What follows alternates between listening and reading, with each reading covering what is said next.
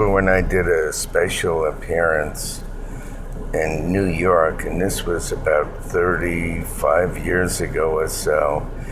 And in New York, they had a fortune-telling law, which meant if you were doing readings for somebody or whatever, you had to register yourself as a minister. So I registered myself as a minister, and I had ministerial credentials, and I was doing a special appearance and demonstrations, and these reporters asked me what I needed to evaluate somebody. And I said, well, their birthday, their name, maybe a palm print. I was very much into palmistry then. These days I just do things psychic or clairvoyant.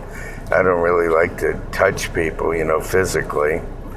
Even though, like I said, psychometry is involved directly. When you touch somebody's hand, you get a transfer of information from them to you, from direct contact, as you would from a ring or a watch or whatever. But the hand, of course, is direct psychometry.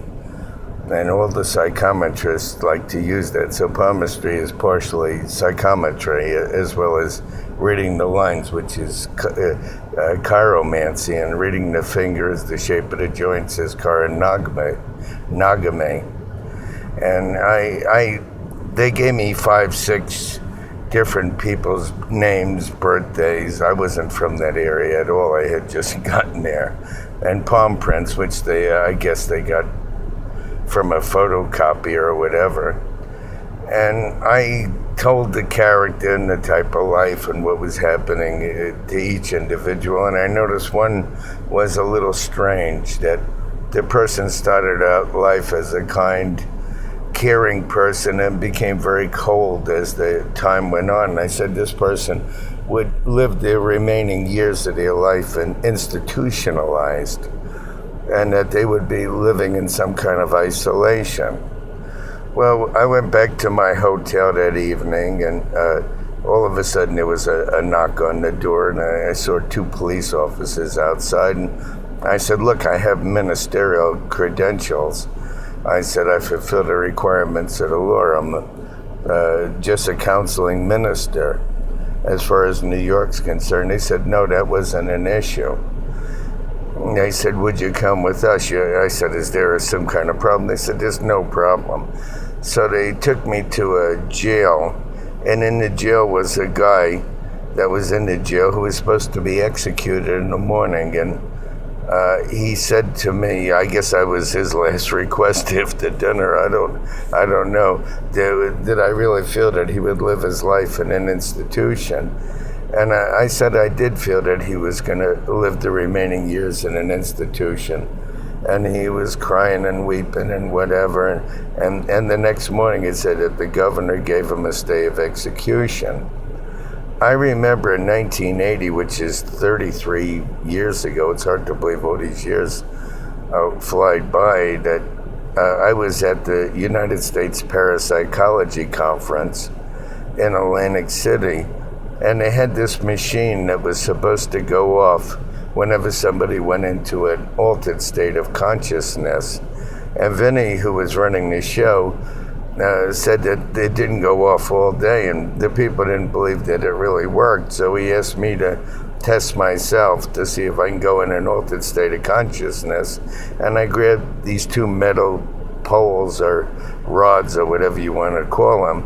And he said for me to start giving somebody a reading and tell me what I saw. And as soon as I started, I went into an altered state right away, and the machine went off. And I guess that would be considered fairly interesting, because those were the facts. And a lot of times I would ascertain relationships. Most people that come to you, it's about relationships and family matters. And like I was saying on a previous little segment I did, that when you put 2 birthdays together, it forms a third personality.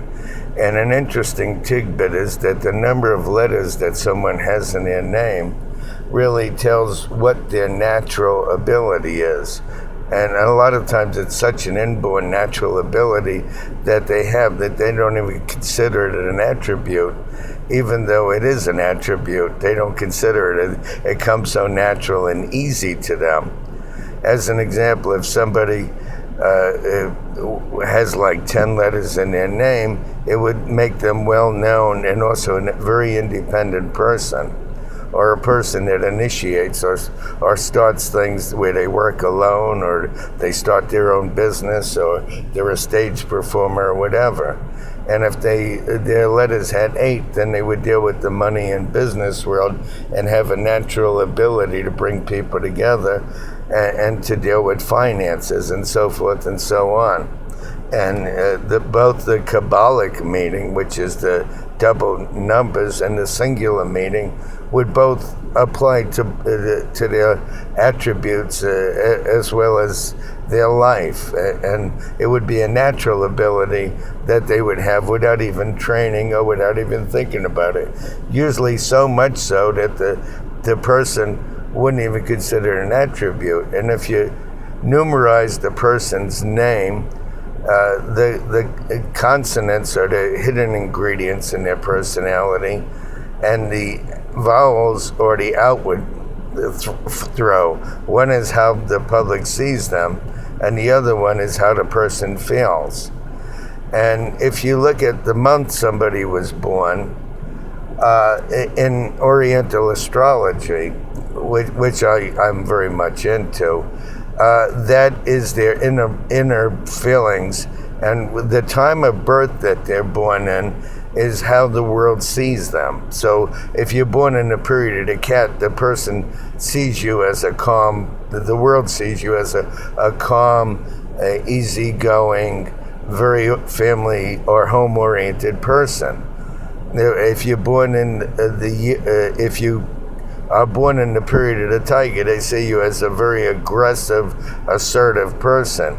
If you're born in the period of the monkey, they would see you as a very agile person that knows how to deal with people and get things that they want from the person, and so forth and so on. So these different methods actually give you a key to somebody's personality, and what you see and how they actually feel internally.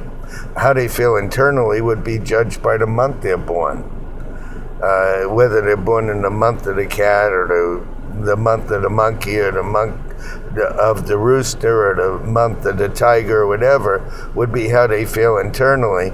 And the way they appear would be the time of day that they're born. If they're born in the period of the cat, or the period of the monkey, or the period of the rooster, or the period of the sheep, or whatever. So it's interesting how complex these evaluations get. Well, when I met an Egyptologist years ago, I saw the pyramid with the names and numerized, or they did it with symbols, of course. I learned to interpret their symbols, and I broke their code, which I call the life code. And when you figure it out, and you go to each point in their life, it will tell you every major change the person will have in their entire life. And I'll probably be coming up with some more segments as I go, but I just wanted to add these interesting things about the New York thing and the machine I set off in Atlantic City. And there's also the time I saw Uri Geller at the same parapsychology conference bend metal with his mind. I walked into the show with people that I knew, and he was doing demonstrations of bending metal with his mind, and he asked if anybody's keys or whatever were bent, bring them forward. And people I was actually with and walked in, their keys were bent, and he merely took his 2 little fingers and put them across the key, and it immediately straightened out. And I have a background in magic, and I was really surprised because I was watching for sleight of hand or secret little devices, and I didn't see any. And being a sleight of hand magician myself, I could tell if somebody's doing something. To be honest with you, that was another one of my speechless moments. because originally, when I was a little kid, my mother brought me to the Route 1 flea market in New Brunswick, and I used to watch a magician do sleight of hand and watch him by the hour. Of course, he was trying to sell you paraphernalia that you would need to do a certain trick that was like a gimmick thing. And I wasn't interested in gimmicks. And when I went all over performing magic and mentalism and mind reading and psychic, I would like to do it with real equipment that you find in everyday life. But with Uri Geller, I was surprised that he actually bent the metal with his mind.